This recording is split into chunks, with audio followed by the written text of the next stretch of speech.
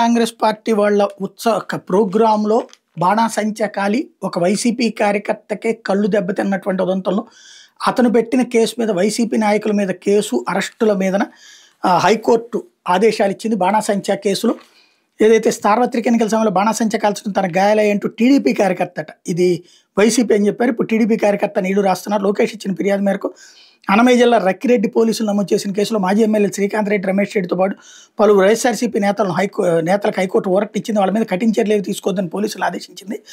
పూర్తి వివరాలతో కౌంటర్ దాఖలు చేయాలని సూచించింది. ఫిర్యాదుదారు లోకేష్కు నోటీసులు జారీ చేసి తదుపరి విచారణ జూలై 11కు వాయిదా వేసింది. మేరకు న్యాయమూర్తి జస్టిస్ కొనకంటి శ్రీనివాసరెడ్డి శుక్రవారం ఉత్తర్వులు జారీ చేశారు. గత ఎన్నికల సందర్భంగా నిర్వహించిన ప్రచారం లోకేష్ అనే యువకుడు వైఎస్ఆర్సీపీ నేతలకు స్వాగతం పలుకుతూ 2024 ఏప్రిల్ 29న బాణాసంచా కాల్చాడు. ఈ క్రమంలో తన కంటి వద్ద గాయమైంది. మరి అప్పుడు వైసీపీ కార్యకర్త అవుతాడా, తెలుగుదేశం కార్యకర్త అవుతాడా? దీంతో వైఎస్ఆర్సీపీ నేతలు అతని చికిత్స కోసం 3 లక్షల మేర ఆర్థిక సాయం చేశారు. ఎన్నికల తర్వాత లోకేష్ టీడీపీలో చేరాడట. 2024 బాణాసంచా కాల్చిన సందర్భంగా తన గాయమైందని ఇందుకు వైఎస్ఆర్సీపీ నేతల కారణం అంటూ ఈ నెల 26న లక్కిరెడ్డిపల్లి పోలీసులకు ఫిర్యాదు చేశాడు. దీనిపై పోలీసులకు 19 మంది వైఎస్ఆర్సీపీ నేతల మీద కేసు నమోదు చేశారు. ఈ నేపథ్యంలో శ్రీకాంత్ రెడ్డి, రమేష్ రెడ్డి తత్తులు హైకోర్టును ఆశ్రయించి తమ మీద కేసు కొట్టేయాలని పిటిషన్ దాఖలు చేశారు. పిటిషనర్ల తరపున సీనియర్ న్యాయవాది సుబ్రహ్మణ్యం శ్రీరామ్ వాదనలు వినిపిస్తూ ఘటన జరిగిన ఏడాది తర్వాత ఇచ్చిన ఫిర్యాదు ఆధారంగా పోలీసులు కేసు నమోదు చేశారని తెలిపారు. నిరాధార ఆరోపణలు చేస్తూ 19 మంది మీద మూకంగా కేసు పెట్టారని వివరించారు.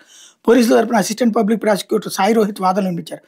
వాదనలో ఉన్న న్యాయమూర్తి పిటిషనర్లపై ఎలాంటి కఠిన చర్యలు తీసుకోవద్దని పోలీసులను ఆదేశించి విచారణ వాయిదా వేశారు.